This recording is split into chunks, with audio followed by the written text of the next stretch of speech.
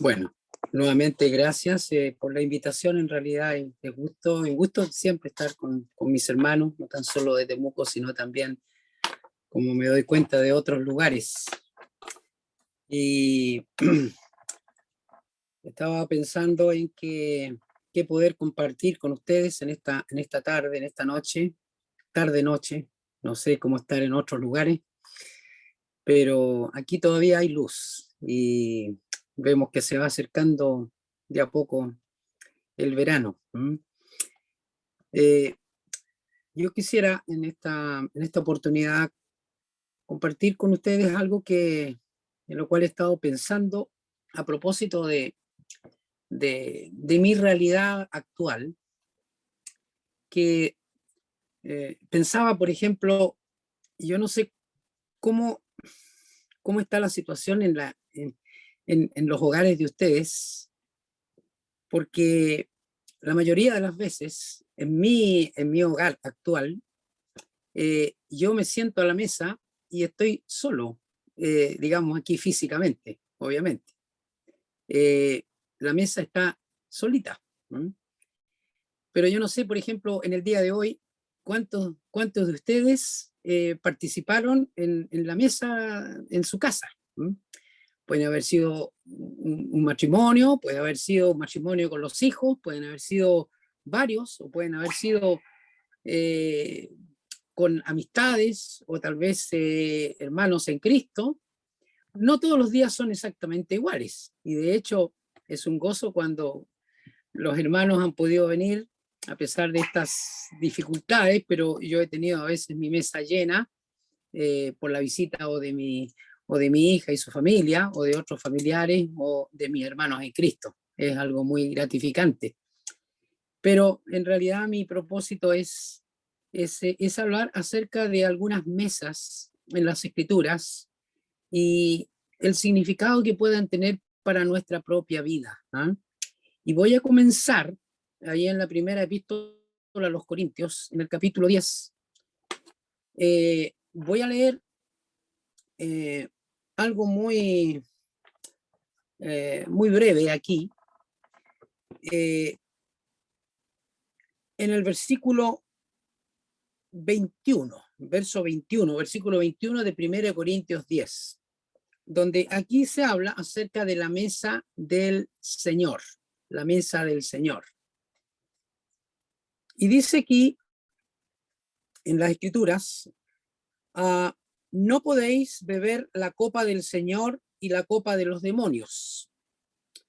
No podéis participar de la mesa del Señor y de la mesa de los demonios. Por ahí quiero partir, porque es tal vez esto uno de los versículos que no siempre se entienden, porque a veces se relaciona de manera, de hecho están relacionados, pero se relaciona inadecuadamente el capítulo 10 y el capítulo 11 de la primera de Corintios. ¿Eh? En la primera de Corintios 11 nosotros tenemos la celebración de la Cena del Señor.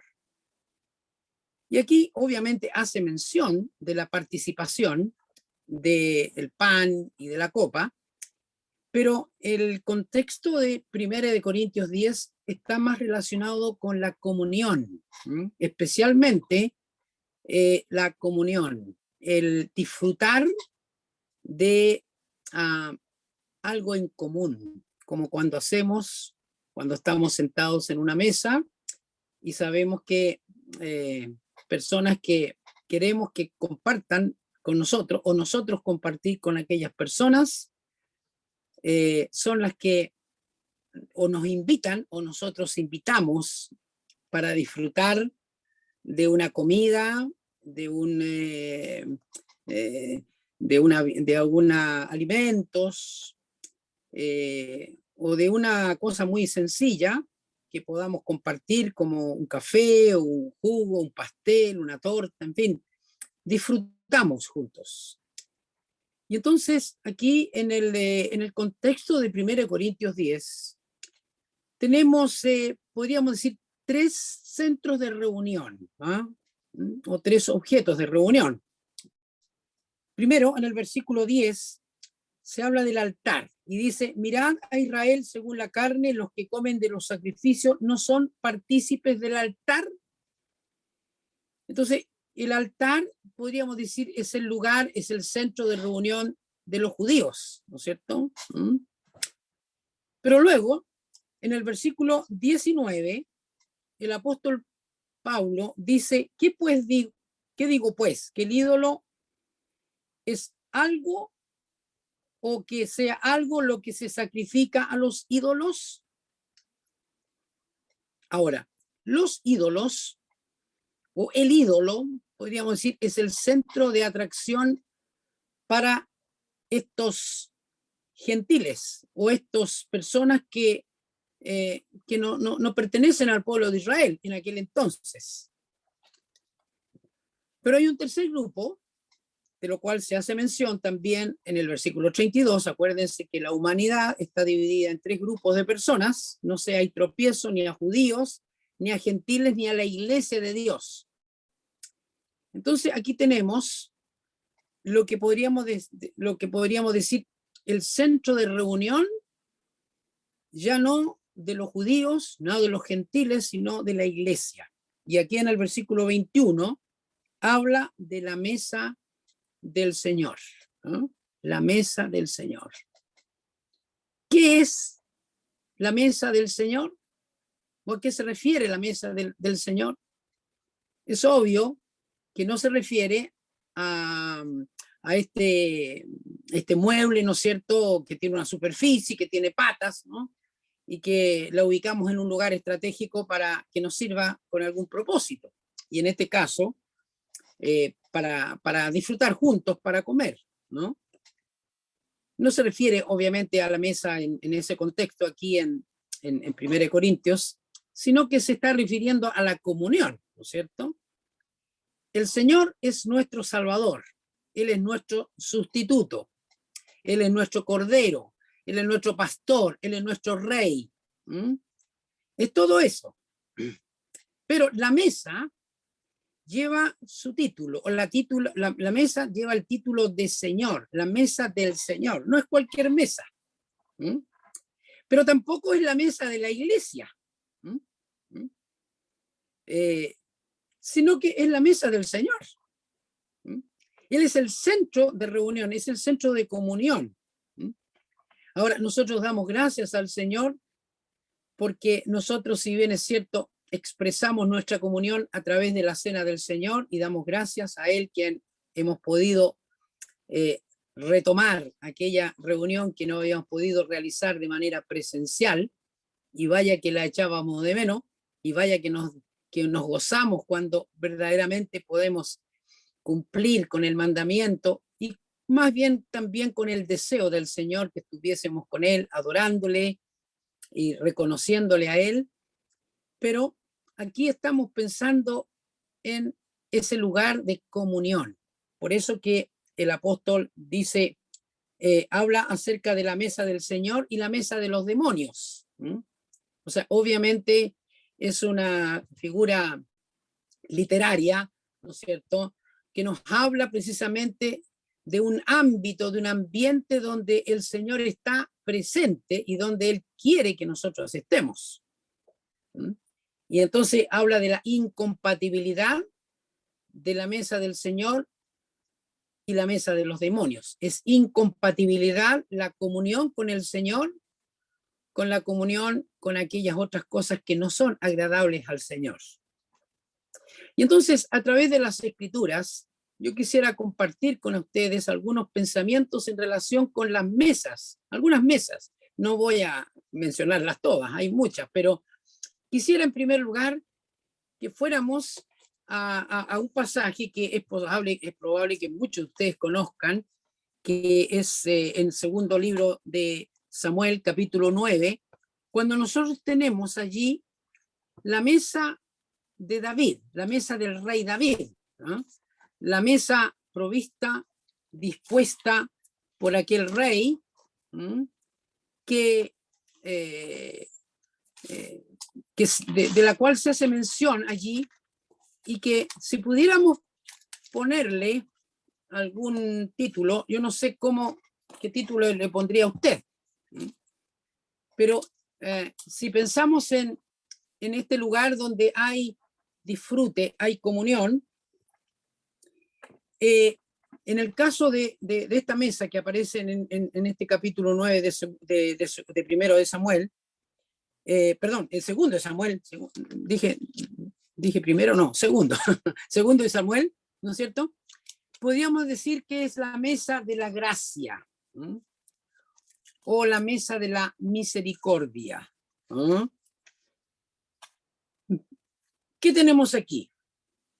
Tenemos al rey David queriendo hacer misericordia por amor de su amigo Jonatán, ¿no es cierto? Dice ahí en el capítulo 9, versículo 1.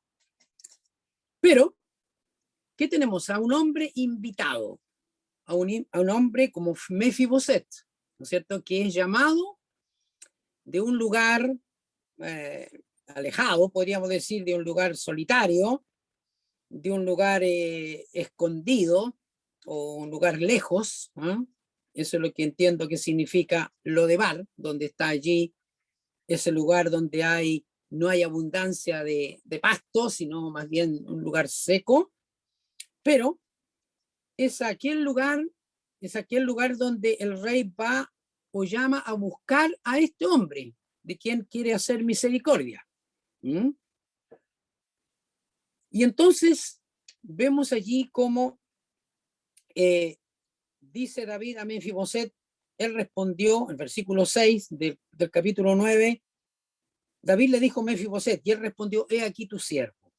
Y le dijo, no tengas temor, porque yo a la verdad haré contigo misericordia por amor de Jonatán tu padre, y te devolveré todas las tierras de Saúl tu padre, y tú comerás siempre a mi mesa. ¿Mm? En este pasaje tenemos repetidamente mención a la mesa del rey, ¿no? En el versículo 10, Mefiboset, el hijo de tu señor, comerá siempre a mi mesa. ¿Mm? Y en el versículo 11 también dice, comerá a mi mesa como uno de los hijos del rey. Es un hombre llamado por el rey para disfrutar de un lugar en el cual él es absolutamente inmerecedor. Él pensaba incluso que David, el rey, podría llegar a hacer justicia, como era muy propio de aquellos reyes que ejecutaban a los que no eran de su propia dinastía y los eliminaban completamente a toda la descendencia para evitar la posible sucesión al trono de alguno de aquellos que habían sido rey antes que él. Pero David, ¿qué hace? David actúa con esa misericordia, él dispone. Sabemos, seguramente muchos de nosotros, que nos podemos identificar con aquel Mefiboset, porque aquella mesa del rey David, la mesa de gracia, es la mesa que nos hace pensar en el lugar de privilegio, en el lugar de comunión, en el cual Dios nos pone a cada uno de nosotros, los que somos suyos, para que disfrutemos como uno de los hijos del rey. Y de hecho, Él nos ha hecho hijos suyos por su gracia. Esta es la mesa de la gracia. ¿Ah?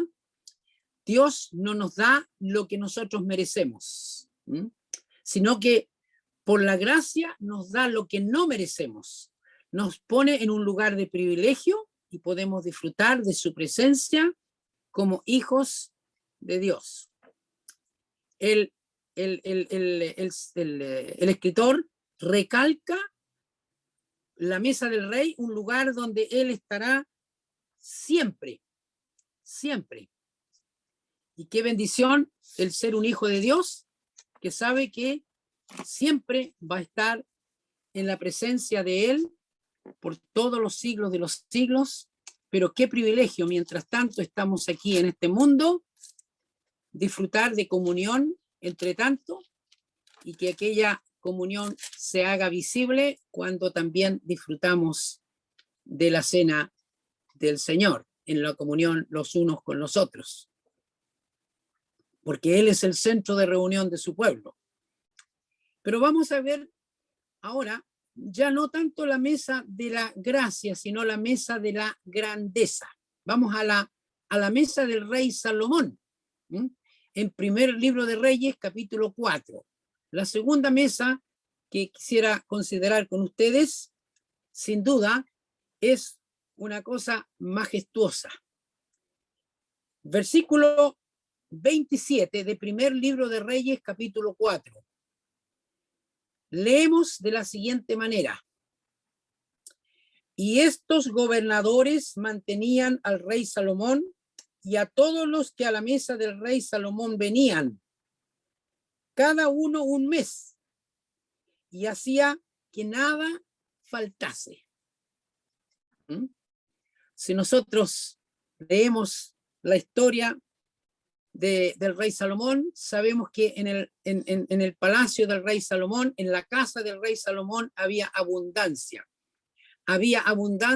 pero impresionante. ¿Ah? Los gobernadores mantenían esa mesa cada uno un mes, y así dice que nada faltase en la mesa del rey. ¿Mm? Recordemos también que es ese lugar donde la reina de Sabá queda impresionada cuando visita al rey Salomón, y ahí está en segundo libro de Crónicas, capítulo 9, cuando precisamente hace mención de que no tan solo nada faltase, sino que realmente en la presencia de aquel rey había abundancia, había provisión, había seguridad, había paz. ¿No? Y en el versículo 4 de segundo Crónica, capítulo 9, dice, y las viandas de su mesa. Hace mención a las viandas, a los manjares, a los deleites que había en su mesa. ¿Quién?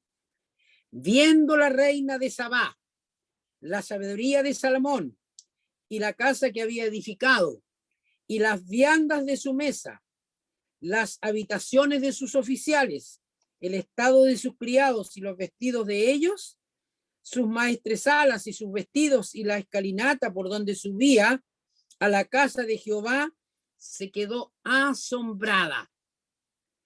Esta era una mujer de mucha riqueza, era una mujer que visita al rey Salomón, pero esta mujer quería conocer de este rey tan famoso en aquel lugar de Oriente, pero es una mujer que queda impactada, impresionada por todo lo que ve allí en el reino de Salomón. Y dice, viendo la reina la sabiduría de Salomón, la casa que había edificado, pero hace mención de las viandas, los manjares de su mesa. ¿Mm? Entonces aquí tenemos una mesa de grandeza.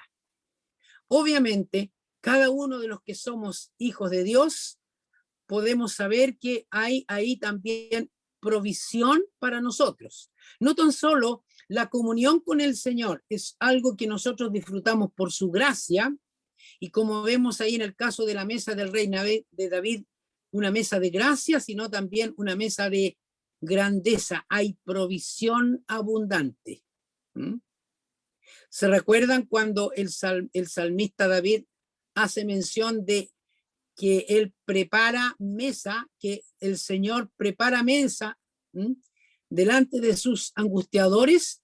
Es Dios el que le provee, aún en situación de mucha soledad, en situación de aflicción, en situación de persecución y donde hay enemigos, ¿no?, que vienen hacia él.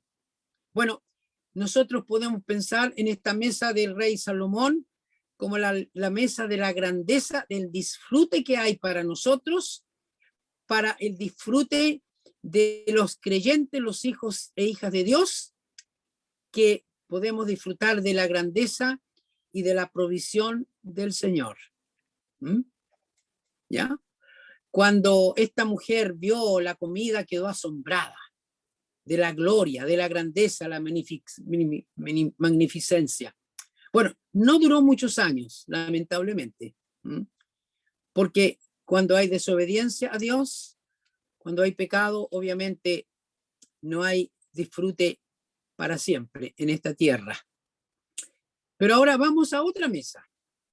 No sé si estamos disfrutando cada uno de nosotros de la mesa de la gracia de Dios, de la mesa de la grandeza de Dios, pero veamos ahora otra mesa que está en el Nuevo Testamento, la mesa de la gratitud. Así podríamos llamarle, la mesa donde está el Señor sentado en Juan capítulo 12 y en el versículo 2.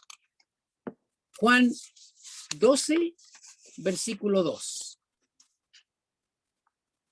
Como digo, estamos disfrutando de la mesa de la gracia, estamos disfrutando de la mesa de la grandeza, pero ahora veamos un poquito el caso de este Lázaro.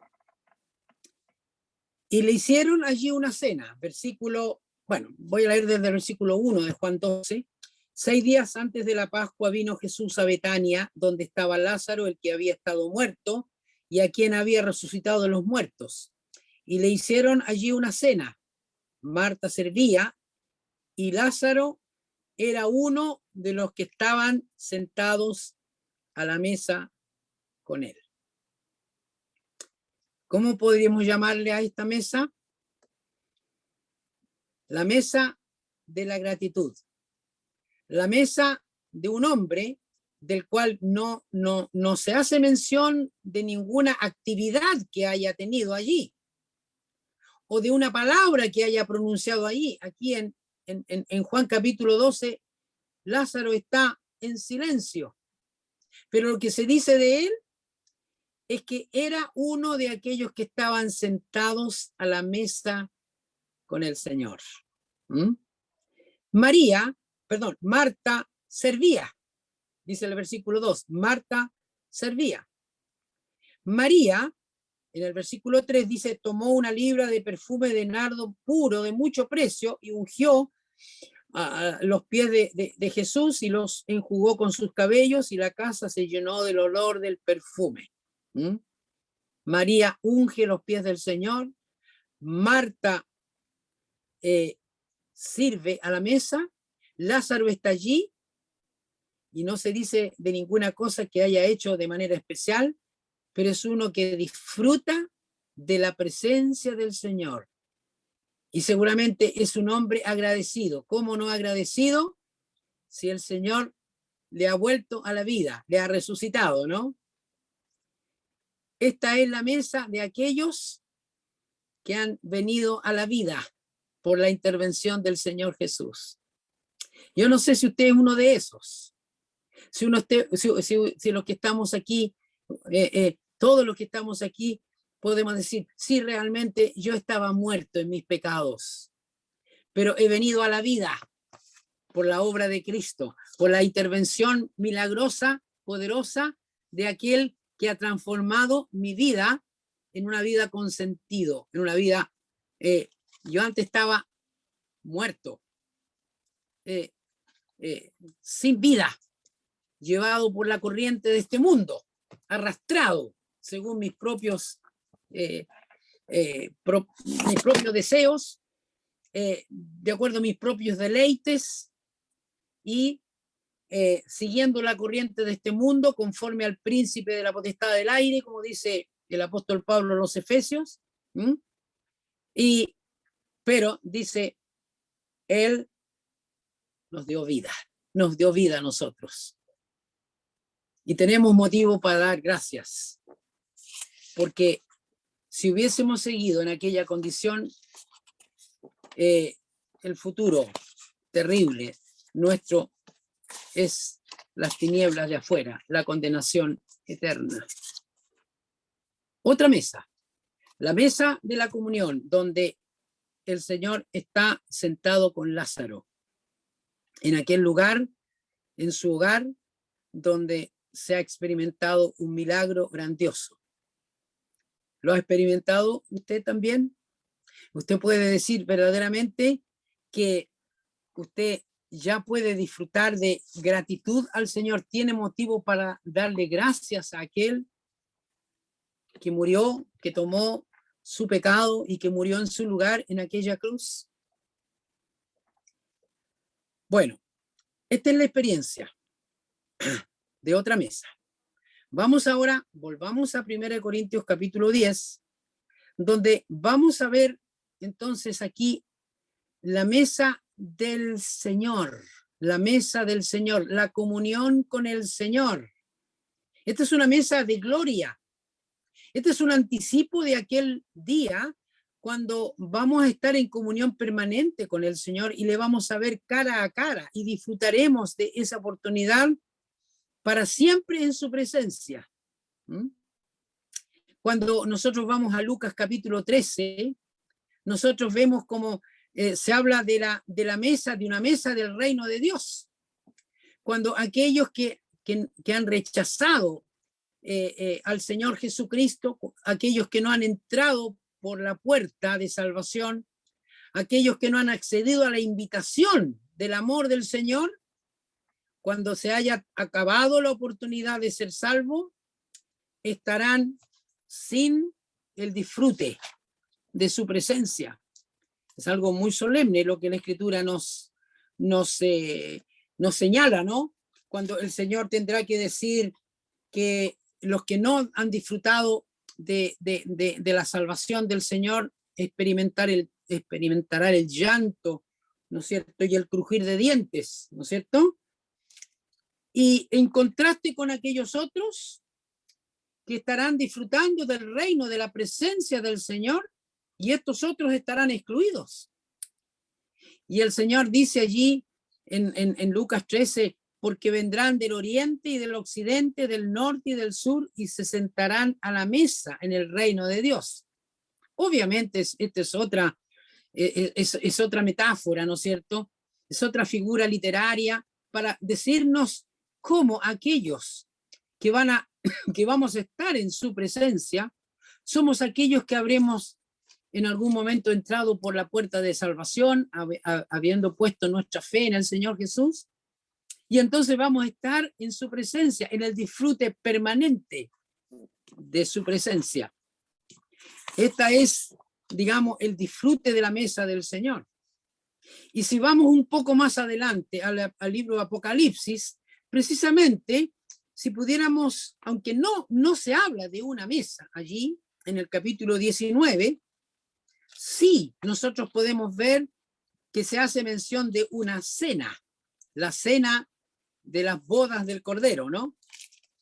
Y entonces ahí tenemos no tan solo la mesa de la gracia, no tan solo la mesa de la grandeza, no tan solo la mesa de la gratitud, no tan solo la mesa de la gloria del Señor, sino también aquí tenemos una mesa de gozo, de disfrute pleno en la presencia del Señor. Yo no sé si ustedes piensan frecuentemente en el momento en que vamos a estar para siempre con el Señor, vamos a abandonar este cuerpo y este ámbito terrestre que no es fácil en nuestra estadía acá en la tierra, pero qué maravilla el que en la Escritura habla de el gozarse y alegrarse. Ahí en el Apocalipsis 19, allí hay una voz de una gran multitud, como el estruendo de muchas aguas, y como la voz de grandes truenos que decía aleluya, porque el Señor nuestro Dios todopoderoso reina. Ahí está, el reino de Dios, la presencia del Rey con los suyos. Y ahí está la iglesia, ¿no es cierto? Y dice, gocémonos y alegrémonos y démosle gloria porque han llegado las bodas del Cordero y su esposa se ha preparado. Y dice en el versículo 9, bienaventurados los que son llamados a la cena de las bodas del Cordero. Y me dijo, estas son palabras verdaderas de Dios. Bienaventurados, felices, Y qué maravilla el pensar en que allí, en el comienzo de la historia humana, Dios habla acerca o establece el matrimonio, y habla de esta boda allí en el huerto de Edén, donde tenemos a Adán y Eva, donde comienza la historia humana, ahí en el libro del Génesis, y aquí tenemos al final de la historia del hombre, una fiesta de bodas. Y dice aquí, gocémonos y alegrémonos. ¿Por qué? Porque son bienaventurados aquellos que son llamados a la cena de las bodas del Cordero. Felices. ¿Qué nos hace dichosos a nosotros? ¿Qué hace que nosotros podamos vivir dichosos en este mundo? ¿Qué nos hace proyectarnos a aquel momento en el futuro en que vamos a estar en la presencia del Señor, disfrutando para siempre de Él? El poder estar con el Señor. Cada uno de los que estamos aquí podemos verdaderamente saber que vamos a estar en aquel momento extraordinario, cuando ya no vamos a estar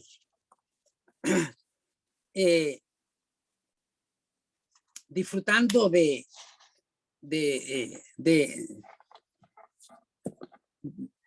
la provisión momentánea del Señor aquí en esta tierra, sino para siempre con Él. Esta es una mesa de gozo y de gratitud eterna. Como digo, ahí está esta cena de la cual vamos a participar los que somos creyentes, los que somos hijos e hijas de Dios. Aquel del cual habla Asaf en el Salmo 78, que habla acerca de un pueblo incrédulo que hace mención de una mesa. El contraste, el gran contraste con aquellos que sí somos del Señor y que por la fe hemos llegado a confiar en su obra magnífica realizada para siempre en la cruz del Calvario. El Salmo 78, donde tenemos este poema didáctico, este masquil, ¿no es cierto? Masquil de Asaf, ¿no es cierto? Un poema didáctico, un poema que nos enseña muchas lecciones y que obviamente es parte de los cánticos del pueblo de Israel. Pero allí, cuando Asaf hace mención de las bendiciones que Dios había dado a su pueblo, cuando dice ahí en el versículo 13, dividió el mar y los hizo pasar, detuvo las aguas como en un montón, los guió de día con nube y de noche con resplandor de fuego, hendió las peñas en el desierto y les dio a beber como grandes abismos, como de grandes abismos. Aquí está la provisión de Dios para su pueblo en este Salmo 78, ¿no? Durante aquellos años en el desierto, durante aquellos periodos donde se verifica, podríamos decir, el milagro más grande de todos los milagros, un milagro que dura 40 años, ¿no es cierto? Guía a su pueblo, ¿ah? Guía a su pueblo con nube y con resplandor de fuego, hendió las peñas en el desierto, les dio a beber como de grandes abismos, pues dice, sacó de la peña corrientes, e hizo descender aguas como ríos. Bueno, no tan solo es un gran milagro que dura 40 años, sino que son varios milagros sucesivos a través de todo ese periodo de tiempo, mientras Israel va peregrinando por el desierto. Y allí tenemos este Dios de gracia que provee a su pueblo, como nos asegura también que Él va a proveer para cada uno de nosotros y ha provisto como hijos suyos.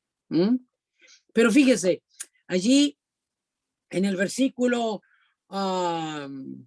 17, Dice, pero aún volvieron a pecar contra él, rebelándose contra el Altísimo en el desierto, pues tentaron a Dios en su corazón, pidiendo comida a su gusto, y hablaron contra Dios diciendo, ¿podrá poner mesa en el desierto?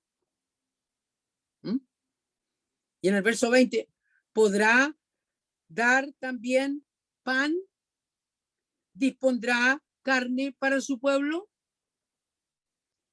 Triste la expresión de incredulidad de aquel pueblo, habiendo visto todos los milagros que él había hecho por ellos a través de todo ese tiempo.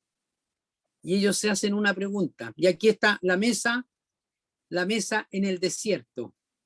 Pero esta mesa en el desierto es una mesa provista por Dios, pero esta pregunta está llena de incredulidad. La pregunta es para cada uno de nosotros.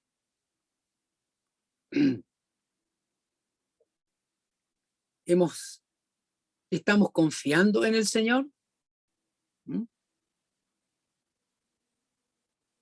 La incredulidad pregunta,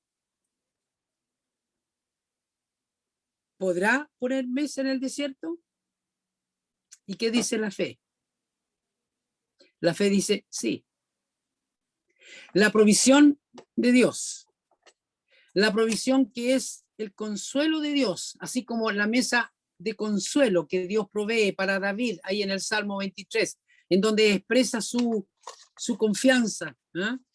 Preparas o aderezas mesa delante de mí en presencia de mis angustiadores, porque él es aquel que está confiando en su pastor. Entonces cada uno de nosotros debe preguntarse, ¿cómo estoy yo? ¿Cómo estoy yo en relación con mi comunión con el Señor? ¿Estoy disfrutando verdaderamente de su presencia? ¿Estoy disfrutando de su mesa? ¿Mm? Aunque físicamente la mesa suya en el día de hoy, tal vez como fue la mía, estaba yo solo. Pero la pregunta es, ¿y en su vida espiritual, en su comunión con el Señor, está verdaderamente la participación, el disfrute de su presencia en este momento? ¿Apreciamos lo que es la mesa de la gracia, en donde nosotros nos identificamos con aquel Mefiboset y que reconocemos que no somos dignos, pero el rey dice, estará siempre a mi mesa como uno de los hijos del rey? Estamos disfrutando de aquella gracia, estamos disfrutando de la grandeza, como el Señor ha provisto y Él se ha comprometido en proveer para nosotros, en no desampararnos frente a un mundo donde hay tanta incertidumbre y donde hay tanta desconfianza y donde hay tanta incredulidad. Estamos haciendo un contraste con aquellos que nos rodean y estamos dando testimonio de que nuestra confianza está en aquel que es grande, que es poderoso, aquel que dispone de todo para nuestro sustento y para nuestra provisión permanente. Estamos disfrutando de la mesa de la gratitud como Lázaro, como aquel hombre del cual se dice que era uno de aquellos que estaban sentados con él a la mesa. Qué privilegio, sentado con el Señor, en comunión con el Señor. ¿Estamos disfrutando de aquello? Y luego allí en 1 Corintios 10, la mesa del Señor. Partícipes de la mesa del Señor, de la comunión con el Señor, de la mesa de la gloria, que nos asegura un día estar en su presencia, con el gozo de saber que vamos a participar de aquella cena de las bodas del Cordero, en su presencia, para la gloria, para darle gloria al Señor y para adorarle allí por todos los siglos de los siglos. Hermanos, que estas mesas de las cuales hemos estado estudiando, y ustedes podrán encontrar algunas otras también en las Escrituras, nos estimulen realmente para que anhelemos una más cercana comunión con aquel que quiere hacernos disfrutar de su presencia. Cuando el que ve cuando tiene esta visión allí en el Apocalipsis, ¿no es cierto? Y dice, él se postra a sus pies, ¿no?, para adorarle, ¿eh?, aquel ángel que le habla. Y él le dice, mira, no lo hagas, yo soy consiervo tuyo, de tus hermanos que retienen el testimonio de Jesús. Adora a Dios, adora a Dios. Y ese es el consejo, adora a Dios, que le reconozcamos a Él en nuestra vida y que disfrutemos cada vez más de su presencia, entre tanto esperamos, cuando Él venga a llevarnos para siempre y estemos por siempre, por los siglos de los siglos, en su presencia, para honrarle y glorificarle. El Señor nos anime, nos estimule, entre tanto esperamos aquel glorioso día. Muchas gracias y llego hasta aquí con la exposición. Los dejo con estos pensamientos y obviamente ustedes pueden seguir buscando otras mesas en las Escrituras. Muchas gracias.